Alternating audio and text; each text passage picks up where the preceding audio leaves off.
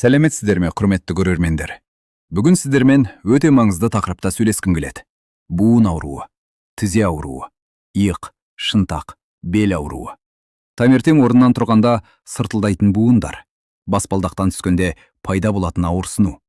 Бұл жай ғана кәрілік емес, көрермендер. Бұл дұрыс тамақтанбаудың салдары. Бүгін мен сізге екі тізім беремін. Бірінші тізім — буынымызды ішінен жоятын, шеміршекті ерте отырып, қабынуды күшейтетін 5 тағам. Сіз оларды мүмкін күн сайын жеп жүрсіз, бірақ білмейсіз. Екінші тізім — буынды қалпына келтіретін, шеміршекті жаңартатын, ауырсынуды азайтатын 5 тағам. Олар дәріханада емес, дүкенде немесе базарда сатылады. Соңына дейін тыңдаңыз, көрермендер.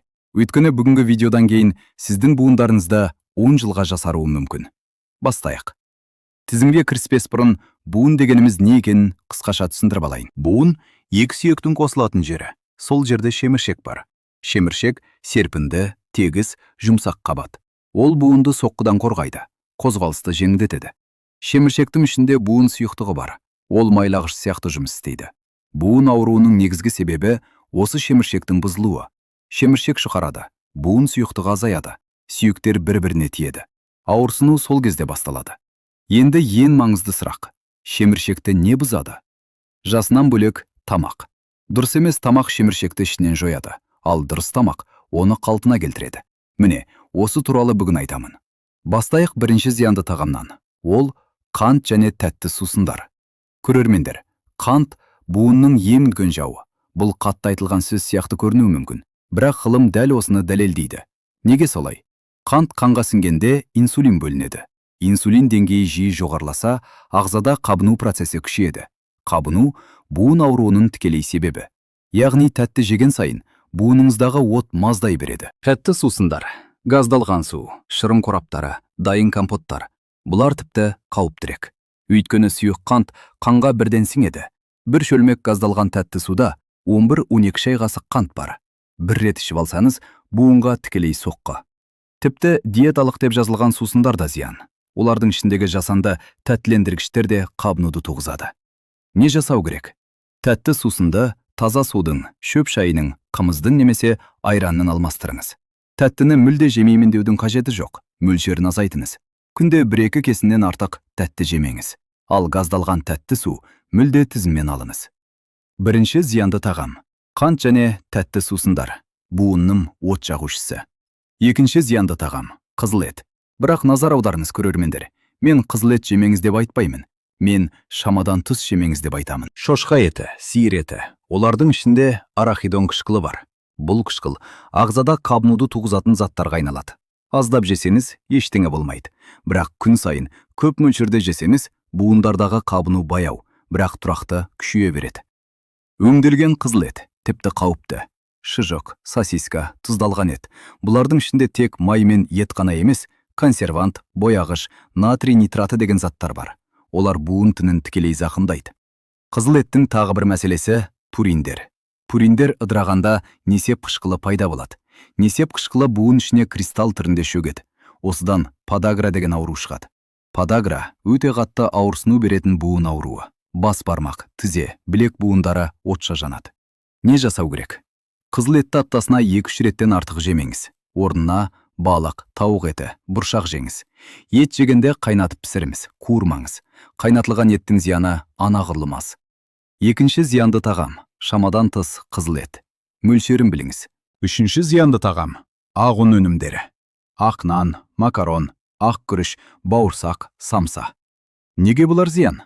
Өйткені ақ ұн тазартылған ұн.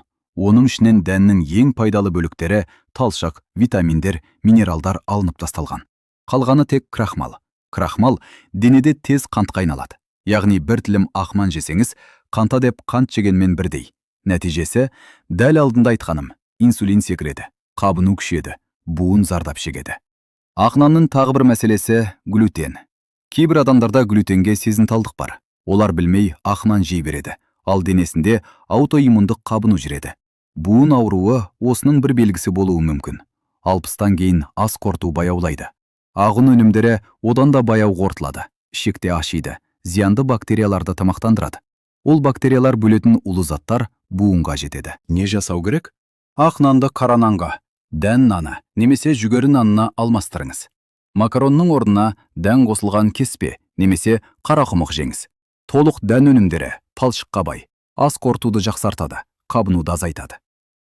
Үшінші зиянды тағам ағын өнімдері. Аздатыңыз немесе алмастырыңыз. Төртінші зиянды тағам тұзды және консервіленген тағамдар.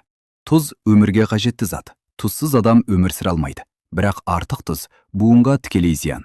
Артық тұз денеде суды ұстап қалады. Буын ішіне де сұйықтық жиналады. Ісіну пайда болады. Буын ісінсе, ауырсыну, қозғалыс шектелуі басталады. Тізеңіз ісіп, жүруге қиын болған кезі болды ма? Тұзды тамақ соның себепшісі болуы мүмкін.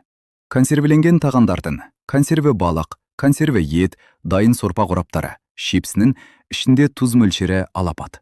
Бір пакет чипсте бір тәуліктік тұздың 2 есесі бар деп айтсам, сенесіз бе?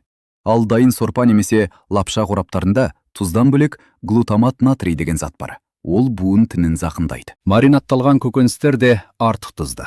Бабаларымыздың ащы қияры, ащы қызанағы мерекеде аздап жесе жеткілікті. Күнде жемеңіз. Не жасау керек? Тамаққа тұз салуды азайтыңыз. Тамақты пісіргенде аз тұздаңыз. Дастарханға қойғанда үстіне салмаңыз.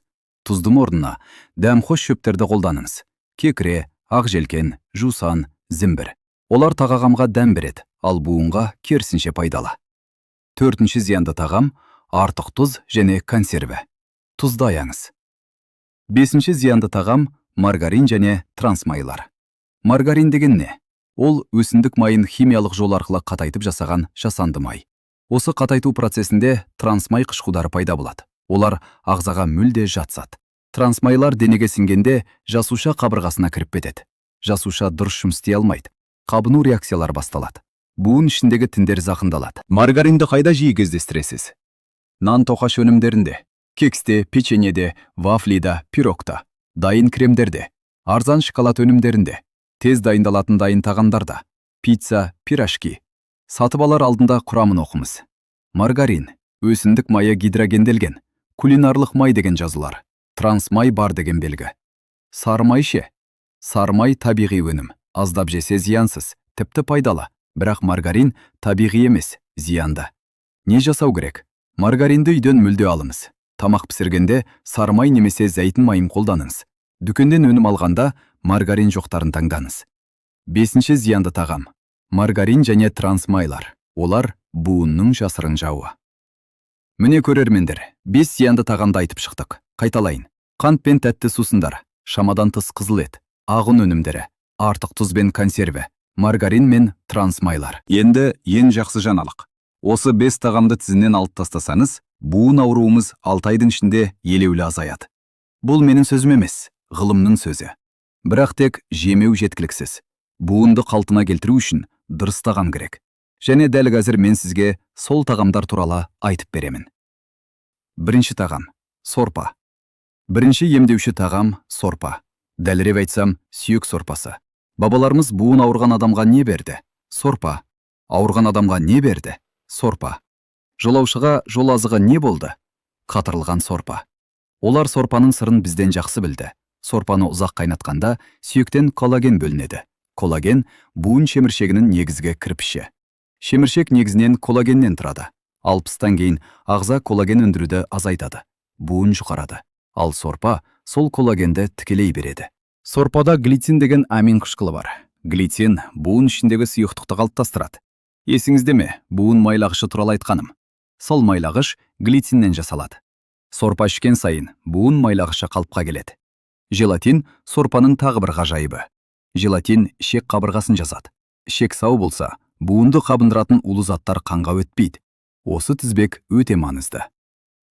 Дұрыс дайындау. Сүйекті ең кемінде 5-6 сағат қайнатыңыз. Неғұрлым ұзақ қайнатсаңыз, соғұрлым коллаген көп бөлінеді. Сүйек мөлдірленіп, желатинге айналғанша қайнатыңыз. Тұзды аз салыңыз. Пияз, сәбіз, сарымсақ мол салыңыз. Аптасына ең кемінде 3 рет ішіңіз. Бірінші емдеуші тағам сорпа. Буынның табиғи дәрісі. Екінші тағам зімбір. Екінші емдеуші тағам зімбір. Зімбір ежелден келе жатқан дәрілік өсімдік. Қазақ халқы зімбірді ғасырлар бойы дәрі ретінде қолданған. Бүгін ғылым оның неге пайдалы екенін дәлелдеп берді. Зімбірдің ішінде гингерол деген зат бар. Гингерол табиғи қабынуға қарсы зат. Ол буындағы қабынуды тікелей басады. Буын ауруы барларға жасалған зерттеулерде зімбірді 6 апта бойы тұтынған адамдардың ауырсынуы елеулі азайған. Зімбір сонымен қатар буын ішіндегі шеміршекті жоятын ферменттердің белсенділігін тежейді. Яғни, кек ауырсынуды ғана емдемейді. Шеміршектің одан ары бұзылуын тоқтатады. Зімбірдің тағы бір артықшылығы қан айналымын жақсартады. Буынға қан жақсы жетсе, қоректік заттар жетеді, улы заттар шығарылады. Буын тезірек жазылады. Қалай пайдалану керек?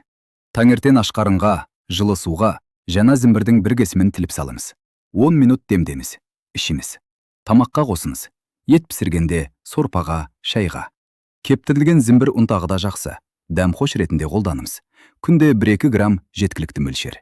Ескерту. Асқазан ауруы барлар аш қарынға зімбір ішпеңіз. Тамақтан кейін ішіңіз. Екінші емдеуші тағам зімбір. Табиғаттың буынға берген сыйы. Үшінші емдеуші тағам майлы балық. Семга, скумбрия. Балықты айтқанда кейбір адамдар балық қымбат, таба алмаймыз дейді. Скумбрия арзан балық.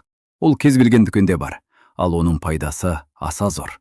Майлы балықтың сыры омега-3 майқышқылдары. Омега-3 буын үшін ең маңызды зат. Ол буындағы қабынуды басатын гормон тәрізді заттарды өндіреді. Буын сұйықтығының сапасын жақсартады. Шеміршекті қоректендіреді. Омега-3 жетіспесе не болады? Буын қаттылығы күшейеді.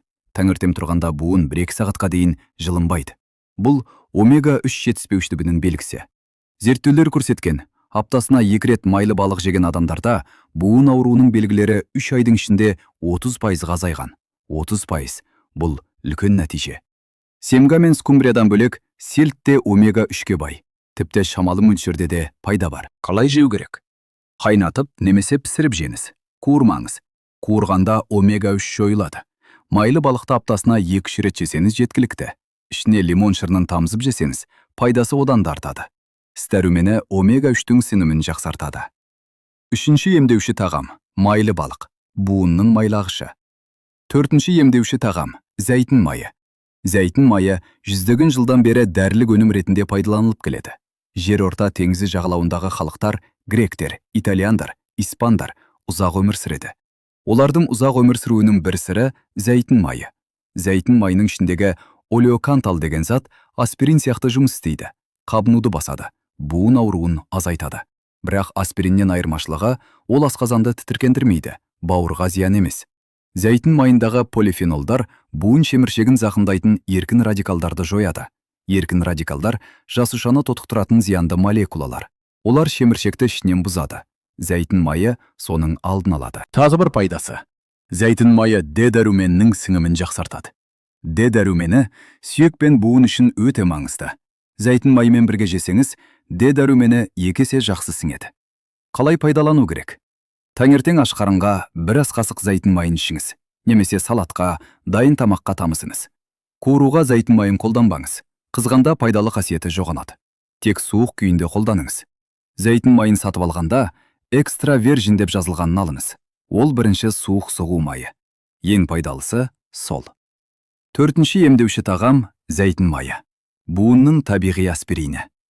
Бесінші емдеуші тағам алма сіркесі. Алма сіркесі туралы естіп пе едіңіз көрермендер? Бүгін бүкіл дүние жүзінде бұл өнімге деген қызығушылық өсіп келеді. Өйткені ол аса арзан, аса қолжетімді, бірақ аса пайдалы өнім. Алма сіркесіндегі сірке қышқылы буын ішіндегі несеп қышқылын ертеді.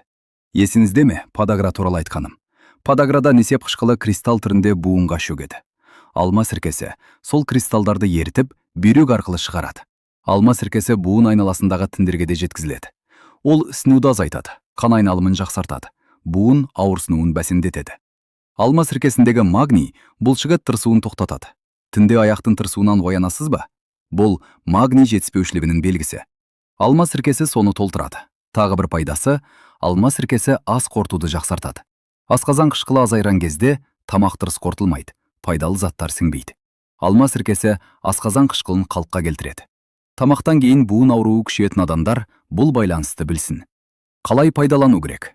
1 стакан жылы суға 1 ас қасық алма сіркесін қосыңыз. Тамақтан 20 минут бұрын ішіңіз. Күнде 1 немесе 2 рет. Шайықса ащы болады. Бірте-бірте үйренесіз. Ескерту. Асқазан жарасы барлар ішпеңіз. Қышқылдығы жоғарылар, дәрігермен кеңесіңіз. Бесінші емдеуші тағам – алма сіркесі.